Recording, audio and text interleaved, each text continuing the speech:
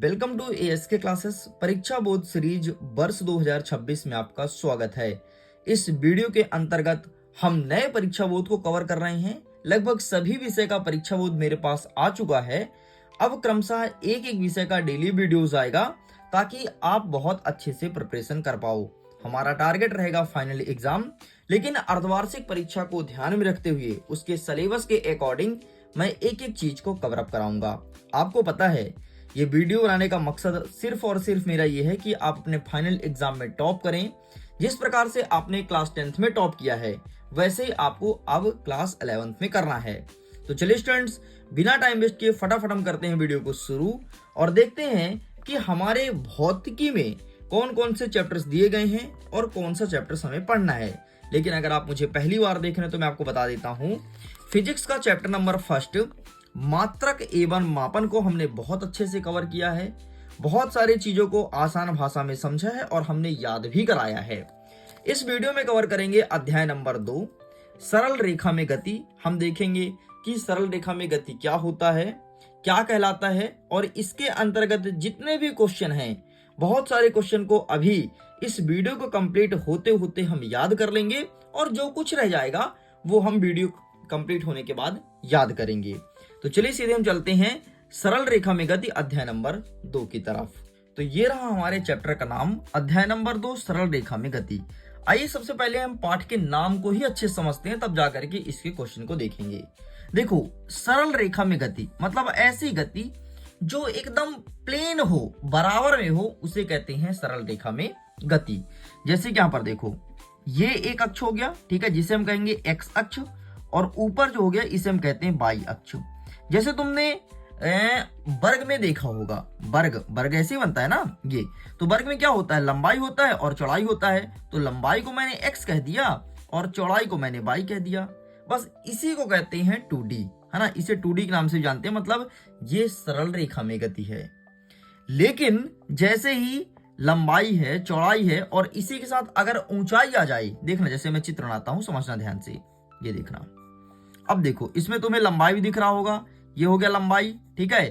तुम्हें चौड़ाई भी दिख रहा होगा, तो ये हो गया तुम्हारी चौड़ाई, और ये देखो ऊंचाई। मतलब इसमें तुम्हारा तीनों है, लंबाई, चौड़ाई, ऊंचाई। अगर मैं इस चित्र को बनाऊं तो ये ऐसे बनेगा, ये देखो, ये हो गया तुम्हारा एक्स अक्ष, ये हो गया वाई अक्ष, और ये जो बीच का हो गया ये बनेगा जेड अक्ष।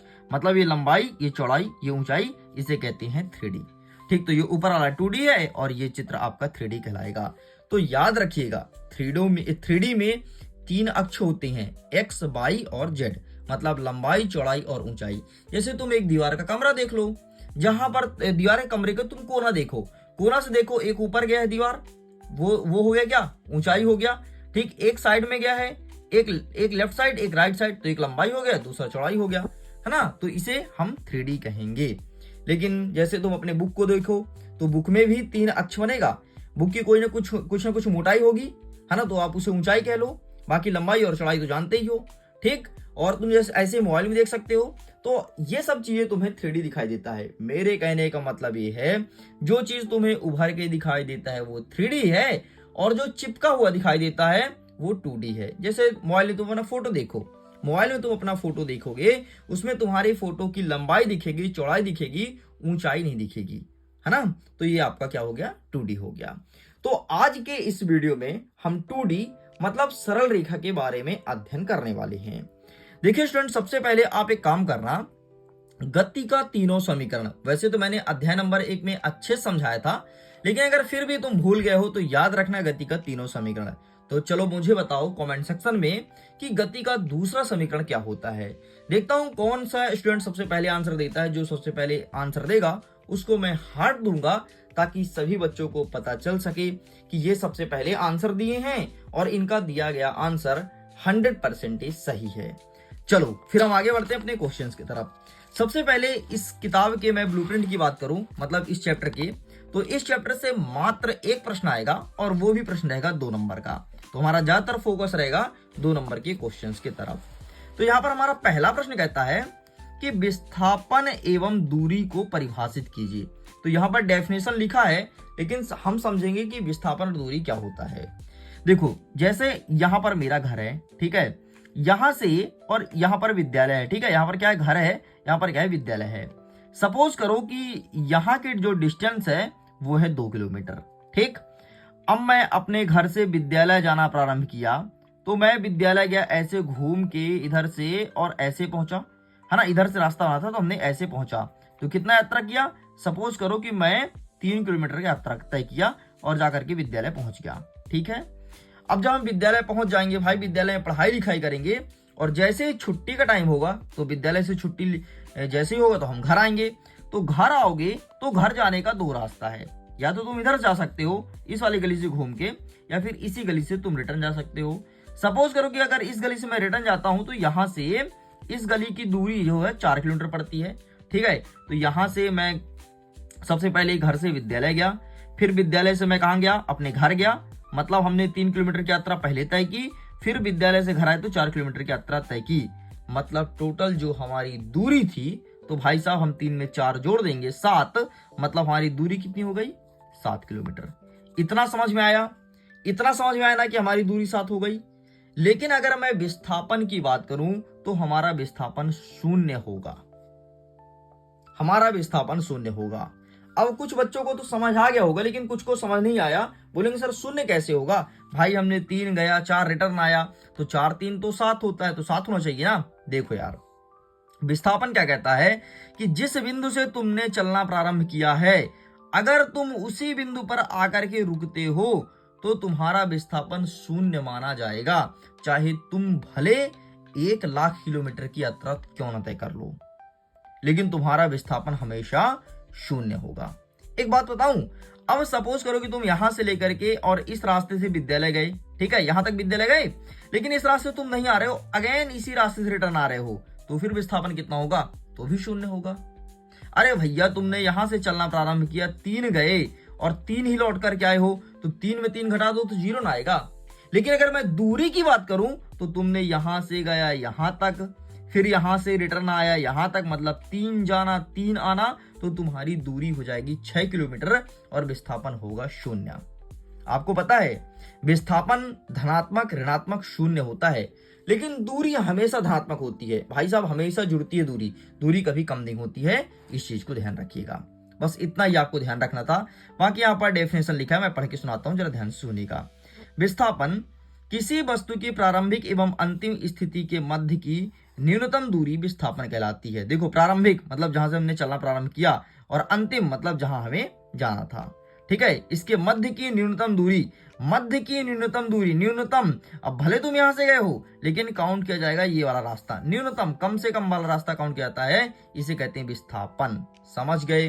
लेकिन दूरी क्या होता है, दिए गए समय अंतराल में किसी वस्तु द्वारा तय किए गए पथ की लंबाई को दूरी कहते हैं। दिए गए समय अंतराल में मतलब जो भी तुम्हारा समय खर्च हो रहा है और कोई ना कोई तुम मार्ग की लंबाई तय कर रहे हो, वो दूरी कहलाएगी, ठीक है। तो बाकी मैं समझा दिया हूं, मैं उम्मीद करता हूं अच्छे समझ में आ गया होगा, दिमाग में सेट हो गया होगा। चलो आगे बढ़ते हैं। नेक्स्ट क्या कहता है कि एक समान वेग से गतिमान हो, ठीक है। मतलब कि मेरे कहने का मतलब ये समझना है कि एक समान वेग क्या होता है। अब जरा इसे ही समझ लो। देखो, जैसे मैंने अपने घर से स्कूल जाना प्रारंभ किया और आज हम गाड़ी से स्कूल जा रहे हैं, तो हमारी स्पीड समान है, हम 40 किलोमीटर ही जा रहे हैं 1 घंटे में, है ना। 40 किलोमीटर पर आवर हमारी गाड़ी की स्पीड है, बस यही कहलाएगा आपका एक समान वेग, मतलब हम बराबर स्पीड में चल रहे हैं। लेकिन आजकल के बच्चे क्या करते हैं, पहले गाड़ी को बहुत तेज भगाएंगे, फिर धीरे करेंगे, फिर अच्छा तेज भगाएंगे। और एक बात बताऊं, जब लड़की देख लेते हैं ना तो गाड़ी और तेज भगाते हैं। अरे भैया, जब तुम्हें लड़की को दिखाना ही है कि तुम गाड़ी चला रहे हो तो और धीरे चलाओ ना, तो तुम और तेज काहे कर लेते हो। लेकिन लड़कों की आदत होती है, जैसे ही लड़की देखे गाड़ी की स्पीड हुई, फिर जब कोई ना रहेगा तो स्लो धीरे धीरे चलेंगे, और जैसे ही लड़की नहीं कोई भी इंसान देखे तो फिर से स्पीड कर लेते हैं। तो ये सीन होता है लड़कों का, ठीक। और अगर आगे स्कूटी जा रही है, फिर देखो उनका कमाल, कैसे गाड़ी निकालते हैं स्कूटी के सामने से, है ना।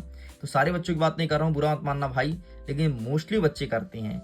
और जो कोचिंग जाते हैं तो कोचिंग जाते टाइम और ज्यादा करते हैं, ठीक है। तो आप बता दो, आपके स्कूल में कोई ऐसा बच्चा है जो ऐसा करता हो? आपको तो पता होगा, तो कमेंट सेक्शन में एक बार लिख करके बता दो। चलो भाई आगे बढ़ते हैं नेक्स्ट क्वेश्चन की तरफ। बाकी यहाँ से कोई क्वेश्चन नहीं आएगा। अच्छा, ये देखो, अब यहाँ पर 2 चित्र दिया गया है, ध्यान से देखो। एक है यहाँ पर टी और दूसरा ये है टी, ठीक है। तो सपोज करो कि यहाँ पर ए चित्र है, यहाँ पर बी चित्र है। एक बात बताओ, 3D का सही चित्र कौन सा है, ये वाला है, बी वाला कि ए वाला है? अरे भाई साहब, बी वाला है कि ए वाला है, बताओ। अब देखो कुछ बच्चे बी बोल रहे हैं। अरे मैंने अभी समझाया ना कि 3D यहाँ से बनेगा ना। अरे भाई, तुम्हारे दीवार का जो कॉर्नर है, तो कॉर्नर यहाँ रहेगा कि ऊपर रहेगा? नीचे रहेगा ना, तो ये सही चित्र है, ठीक, 3D का।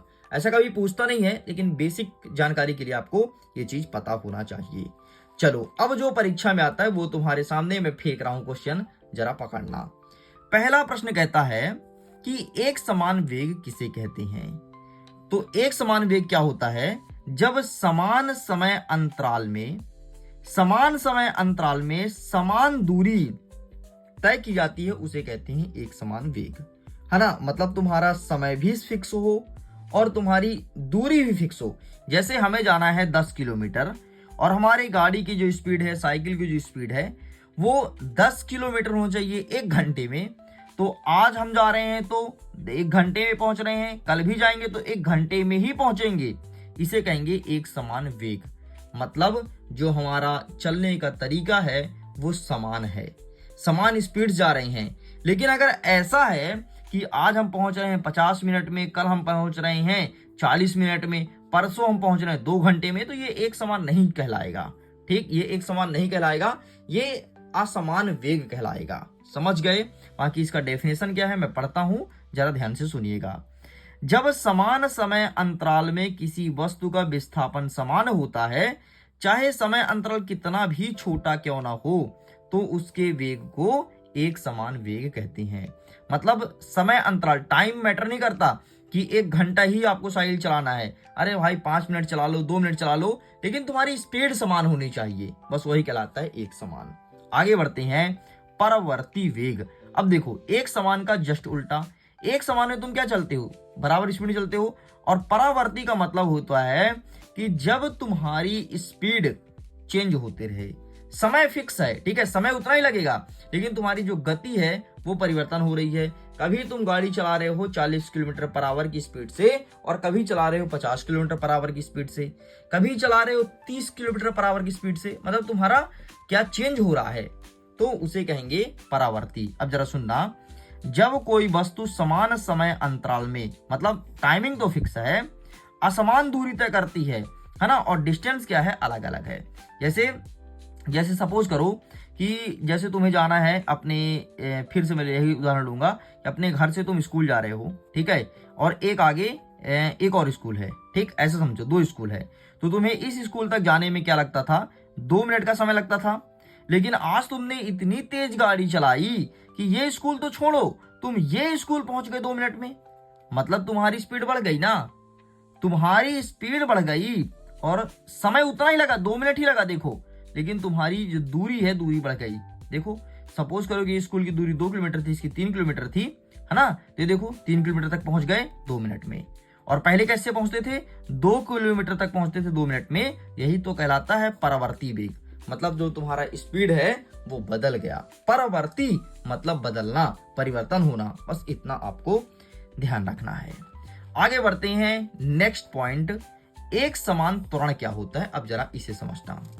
सबसे पहले कहता है कि किसी वस्तु के त्वरण को एक समान त्वरण कहते हैं यदि समान समय अंतराल में वस्तु के वेग में समान परिवर्तन होता है, चाहे समय अंतराल कितना भी छोटा हो। मतलब समान समय अंतराल में अगर वस्तु के वेग में समान परिवर्तन हो रहा है, उसे हम त्वरण कहते हैं। और आपको पता है त्वरण को स्मॉल ए से डिनोट करते हैं, दिखाते हैं, दर्शाते हैं, प्रदर्शित करते हैं, जो बोलना चाहो बोल सकते हो, तो स्मॉल ए से दिखाते हैं। तो एक समान त्वरण का मतलब क्या होता है कि समान समय अंतराल में वस्तु के वेग में अगर समान परिवर्तन हो रहा है तो वो कहलाएगा आपका एक समान त्वरण, ठीक है। और परावर्ती का मतलब क्या होता है? अगर बदल रहा है तो उसे परावर्ती कहेंगे, ठीक है। तो ये चारों डेफिनेशन आपको पता होना चाहिए। 2023 के पेपर में ये पूछा गया था और 2023 के 10वीं कक्षा के पेपर में पूछा गया था, दूरी और विस्थापन में अंतर बताइए, ठीक है। तो ये चीज तुमसे बनना चाहिए और बहुत ज्यादा चांसेस है कि इस बार परावर्ती वेग देखने को मिले 2026 के पेपर में। तो चलो आगे बढ़ते हैं नेक्स्ट पेज की तरफ। नेक्स्ट हमारा क्या कह रहा है कि दूरी और विस्थापन में अंतर लिखो। तो मैंने तुम्हें समझा दिया है, अब चुपचाप यहाँ पर आप सुन लीजिए, मैं केवल बता रहा हूं। सबसे पहले एक साइड लिखा है विस्थापन, दूसरा लिखा है दूरी। विस्थापन क्या होता है, दिए गए समान समय अंतराल में या फिर दिए गए समय अंतराल में वस्तु की स्थिति के निर्देशांकों के अंतर के तुल्य होते हैं। और दूरी क्या होता है, दिए गए समय अंतराल में वस्तु द्वारा तय किए गए पथ की लंबाई के तुल्य होती है, इसे दूरी कहते हैं। ठीक है, मतलब जो टोटल लंबाई उसे दूरी कहते हैं और जो डिफरेंस होता है उसे कहते हैं विस्थापन। विस्थापन आपका एक सदिश राशि है और जो दूरी है वो अदिश राशि है। एक ट्रिक याद रखना कि कौन कौन सी राशि सदिश राशि है। ठीक है, यहां पर मैं लिखता हूं, उस